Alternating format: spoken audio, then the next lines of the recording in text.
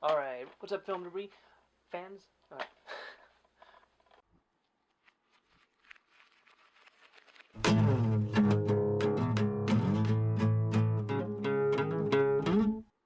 Hey, what's up, everyone? This is Temple.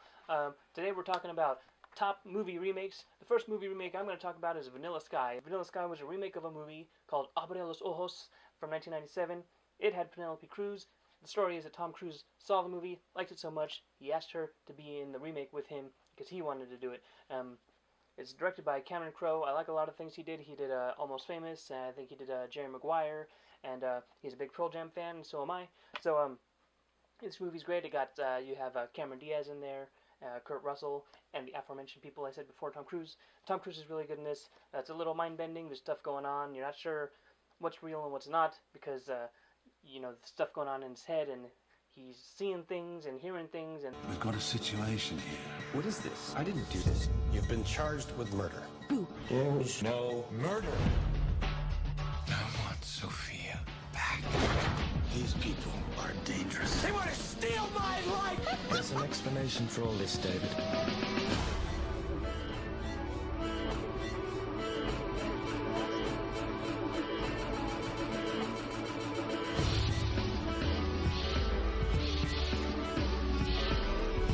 the music cues in it are amazing because you can't tell what he's really hearing and what he's not. It really shows how manic he is in his head when he's going on his little mind journey. But Tom Cruise is really good in this, and he's really good in a lot of things. And Vanilla Sky is one of my favorite remake movies.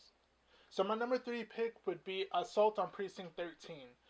Assault on Precinct 13 came out in 2005. It's got Ethan Hawke, Lawrence Fishburne, Brian Dennehy, Gabriel Byrne.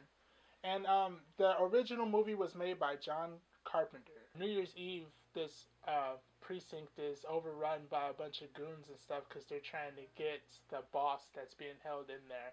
And Ethan Hawke's character and the few people, the unfortunates who had to work that day, kind of have to fight off and protect the precinct. And these people are trained. I wanted to see the movie mainly because Ethan Hawke was in there, and at that time he was really popular from doing Training Day. He just did that 4 years earlier. So when I saw that movie, I was like, I wanted to know what else this guy is capable of. And he gave me this movie. So my number 3 movie would be Assault on Precinct 13.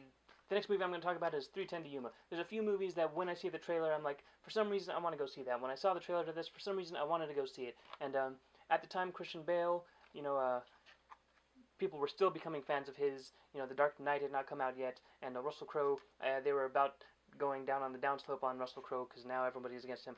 And it's a remake from an old Western movie, 3:10 to Yuma, obviously. 3:10 to Yuma with right here, 3:10 to Yuma, the remake.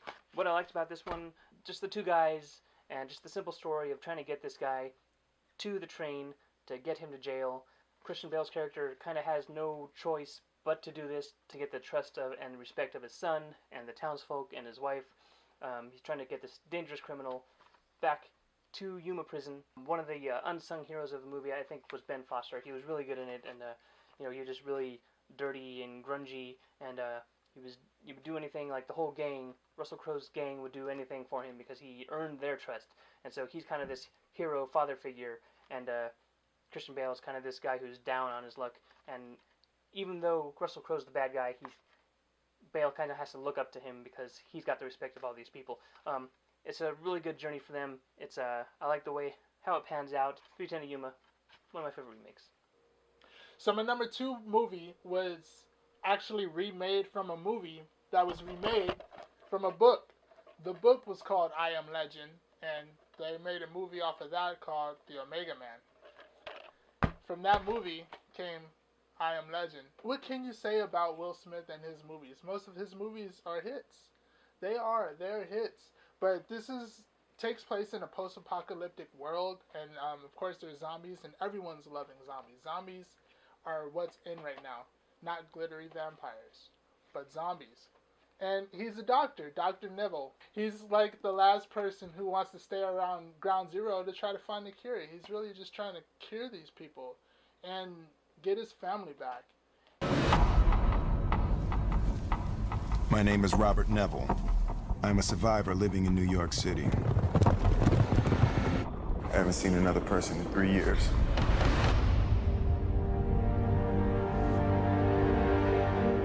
If there's anybody out there, anybody, please. But I like this movie because you can see how heartfelt he was. It wasn't just his own sacrifice trying to be with himself, but he was really trying to help people. He was trying to help the world, and his dog. It's just another movie that hits right here. So you have to take it. Number 2, I Am Legend, Will Smith, 2007.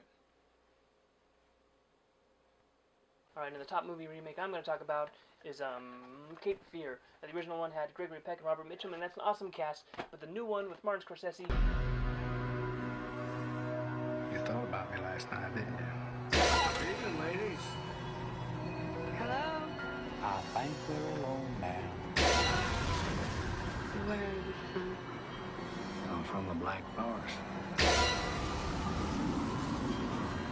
Maybe I'm a big bad wolf.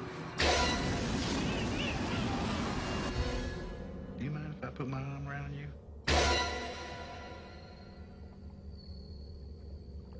1991. How can you go wrong with Robert De Niro, Nick Nolte, and a young Juliette Lewis? You know, the character that De Niro plays in this, Max Cady. I haven't seen another character like that, and the way he talks, and just the way he moves, the way he carries himself. Some of the scenes in that are pretty classic now, and you might know him just from seeing different things around TV and stuff. And one of my favorite things about it is they did an episode on The Simpsons with a Sideshow Bob, who was pretty much Max Cady in this. And there's some shots in the episode that are like shot for shot the same as in the movie Cape Fear. And then when you go back and watch the movie and go and watch the episode, it's really cool to see some funny things about it, and you kind of start to laugh a little bit because it makes you think of Sideshow Bob. But Cape Fear, the movie itself, there's some really great stuff in it. Even the way the De Niro's character ends up near the end of the movie, just the look on his face and the way he's acting, and what his body and what his self has become. Really crazy guy, really crazy character, really good movie. Martin Scorsese doesn't get enough credit for this one. Cape Fear, very good. My top pick for movie remakes. And my number 1 pick for the remake movies would be Gone in 60 Seconds. Gone in 60 Seconds was a fast-paced movie all about stealing cars. Stealing old school cars, stealing the new, I think there was like Ferraris and stuff in there. But the Shelby GT500 was the car. That was his unicorn. It was starring Nicolas Cage, Angelina Jolie, Robert Duvall, Giovanni Ribisi. Oh, man, it was just an all-star cast, and I loved the movie. The movie was about a booster who was really getting out of the game, and then his brother follows in his footsteps and gets caught up, and he has to get back into it to help his brother. I mean, it shows that brotherly love. I have a brother, and I know I would do the same thing for him. Surprise attack. Nice. Little trick I learned in the car thief retirement home. By the time the first car's reported stolen, your ship set sail. Okay, let's ride. Gone in 60 seconds. I love the way they took this and they gave it a modern feel and a new feel. Actually, well, in 2000 when the movie was made. So, number 1 pick, Gone in 60 Seconds. So those are our picks for our top movie remakes. But you know how it is down here in Film Debris. You gotta comment, like, subscribe, all that stuff. Tell us what you think. What are some remakes you like? Do you like Tim Burton? Any of the remakes he's done? Any of them? Anyway, that's our opinion.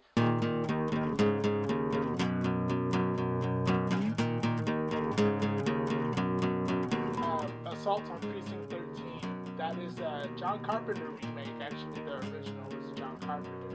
And this movie came out in 2005. 2005 is starring. I'm saying too many hours. Hey, it's totally off. Hey, what's up? This is Temple. I'm at Masterside. This is Giovanni Ribisi. Man, it was just an all-star cast, and I loved the movie.